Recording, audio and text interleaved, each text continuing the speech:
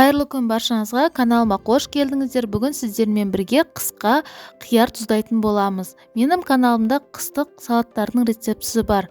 Каналымнан көрсеңіздер болады.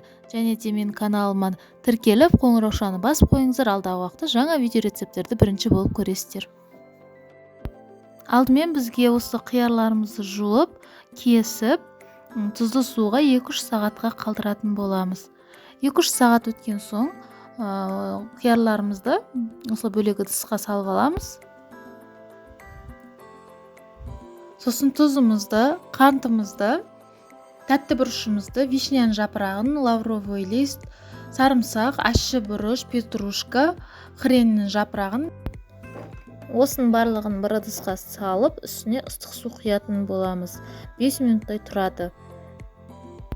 Қайнап тұрған ыстық суымызға қиярды барлығын салып 5 минут ыстық суда ұстаймыз. Сосын барлығын сүзіп аламыз. Жаңағы ыстық суымызды төгіп банкілерімізге жайғастырамыз.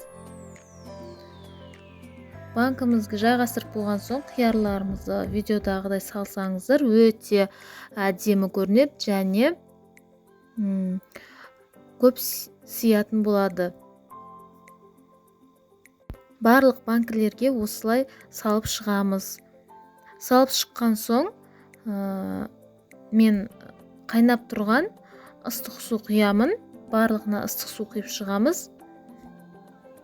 Осылай 5 минут тұру керек. 5 минут өткен соң ыстық суымызды төгіп тастайтын боламыз. Бұл суды қайтып қолданбаймыз.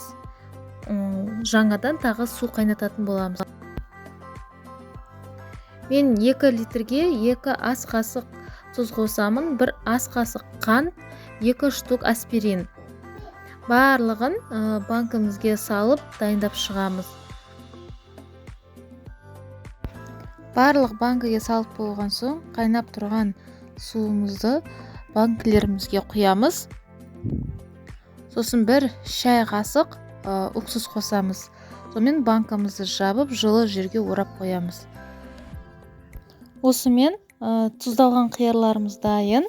Міндетті түрде жасап көріңіздер. Менің каналыма тіркеліңіздер. Алдағы уақытта жаңа видео рецепттерімді өткізіп алмас үшін. Назарларыңызға рахмет, ас болсын.